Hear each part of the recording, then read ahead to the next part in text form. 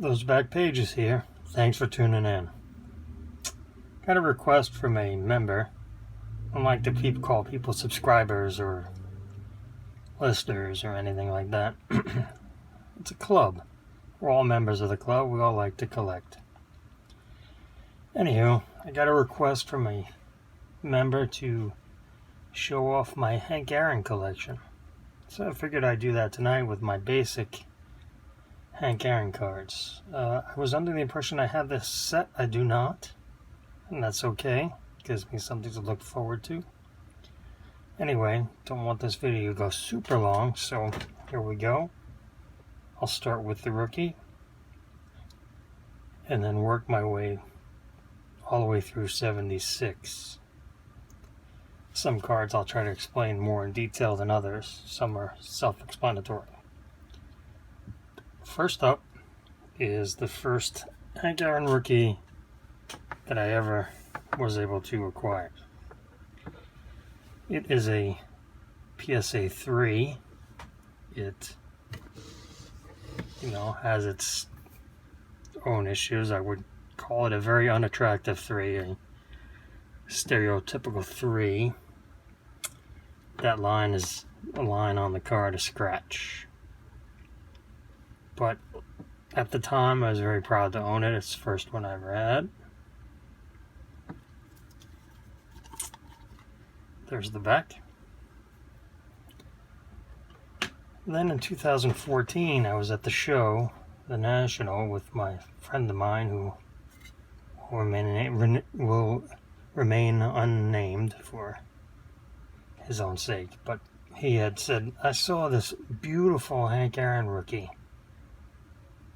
And what it came down to is the guy wanted $50 more than my friend was willing to pay. So I went over and looked at it. And it's the one I've featured before. And I looked at it and I told my friend, look, I'm going to buy this for $50. I'm not going to let this go. Are you sure you don't want it?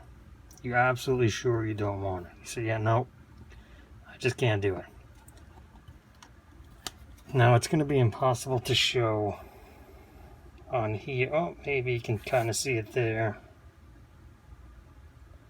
Right there. Right over that, right by that guy's ear.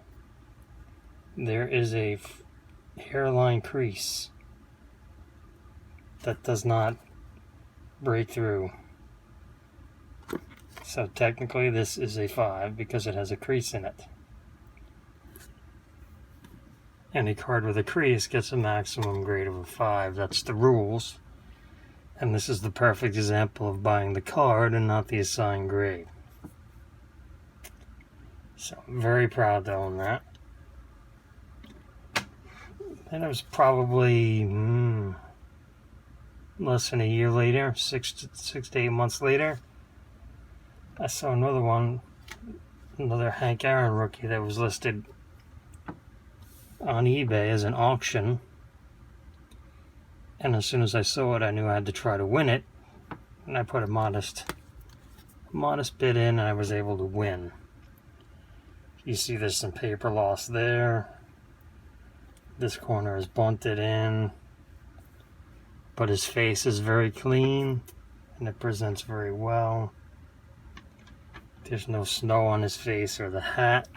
Very little. Presents very well in my opinion.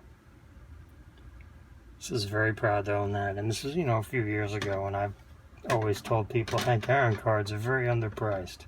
Very underappreciated. Maybe not necessarily underpriced, but very underappreciated. Next up, 55 Topps. This is the first 55 Topps Aaron I had in my collection. I've had it a long while. It is an SGC 30, which is a 2. It's got, some creasing in it. You can see there.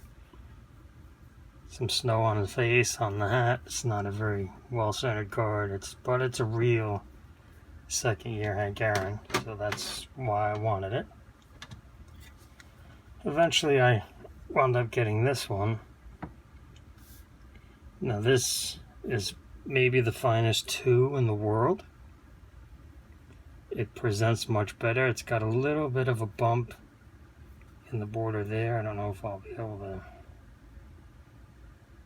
to show it. No, not very well. But anyway, this centering is beautiful on this card. This is the back. The reason it got a 2, it's got some glue residue slash, it might be a rub. I don't think it's technically paper loss because then it should max out at a 1, but it was in somebody's album way back when, in my opinion. It's a 55 Topps, second year. This was my first 56 Topps. This is a white back. It's the SGC 40, which is a 3. It's had that a long time. It's not a particularly attractive card, but it's real, and it's a Hank Aaron. Then I was able to acquire via eBay auctions this amazingly centered 56 Topps Grayback, which has outstanding color, minimal snow. Just presents very well. There's the Grayback and the white back. So you can see the difference in the 2. Next up is 57 Topps. You know, just a nice 5, collector grade. I've had this one a very long time. It's got a little bump there. Presents very well. It could be better centered. Of course, it's the uncorrected error from he's not a lefty. It's a reverse negative. But they never fixed it or caught on to it. Or maybe it was an inside joke. Who knows? Next up, 58 white letter. I've had this a very long time. You can see by the old generation flip. It's not a particularly attractive card. It's horribly centered. It's got some print dots on it. Face is fairly snow free, but it's not. If I were buying this today, I would definitely pass on this one. I would not pick up anything in that. I would not. No, everything is debatable, but price-wise, if it's cheap enough, I'd probably add it. Next up is a 59.5 in a maybe one of the worst. I was looking at that earlier this evening. One of the worst condition slabs that I own. Scratches all over the place. It's a very old flip, probably 20 years old. But still decent centered. Hard to tell through that foggy slab. Here's my 1960 Topps. Scratch on the case. Not very well centered. 61 Topps. Most of these I picked up 7-8 years ago now, when I was really getting back heavy into it and wanted the card in a third-party slab to help with authenticity, and it's a real card. Here's a 64. It's a semi-high number. Poorly centered. Put a 5. 66. I'm sorry, 65.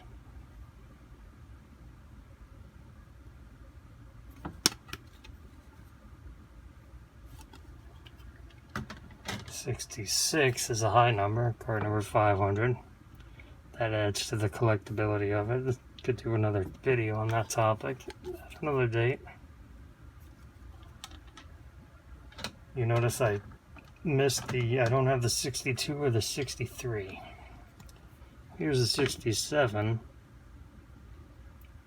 Old picture at Shea Stadium. Centering leaves a lot to be desired, but it's a real card. It's got some graying. It's almost miscut, really. 68, SGC 70, 5.5. I think by this point I was just filling in the gaps. 69.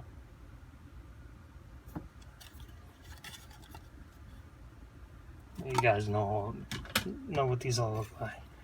70, good centering on that one. That's what next year's Heritage is going to look like.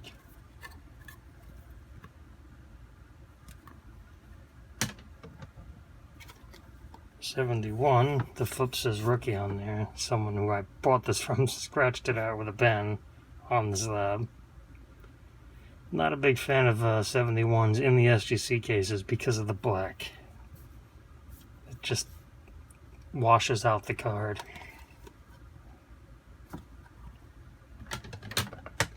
'72, another card that's not easy to find centered.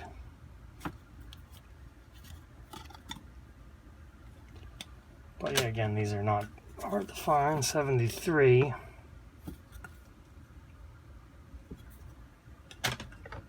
'74, which, you know, was nice of Topps to go ahead and just claim him the king when he actually hadn't done it yet, but was on the brink. Because he had 713 going into 1974, so it was a safe bet that he was going to get 2 more to become the home run king at the time. '75, PVG, 5.5. Old ones, got the subgrades on the back. They really should bring that back. That's what they're known for. '75 Topps Mini presents much better than a 6. Maybe about a little edge wear, but 76 Topps Mini, and finally 76 Topps. 75 Topps. Did I say 76 Topps Mini? 75 Topps Mini. This is 76. Went back to Milwaukee, but they're the Brewers then. There's the back. Here are just some of the league leaders and all-star cards and all-time home run leaders.